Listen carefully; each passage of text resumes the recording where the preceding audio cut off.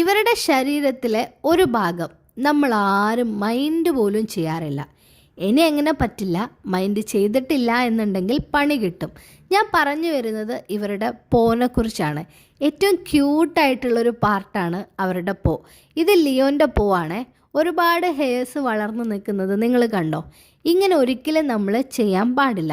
Leo ലാവിൻ്റെ പോലുള്ള hairs ഞാൻ monthly remove ചെയ്ത് കൊടുക്കാറുണ്ട്. അങ്ങനെ ചെയ്യാനുള്ള കാരണം വേറെ ഒന്നുമല്ല, ഇവരുടെ പോൽ ഒരുപാട് ഹെയർസ് വളരുന്നത് കൊണ്ട് ടിക്സിനും ഫ്ലീസിനും ഒക്കെ ഒളിഞ്ഞിരിക്കാനുള്ള ഒരു അടിപൊളി സ്പോട്ടായിട്ട് ഇത് മാറും.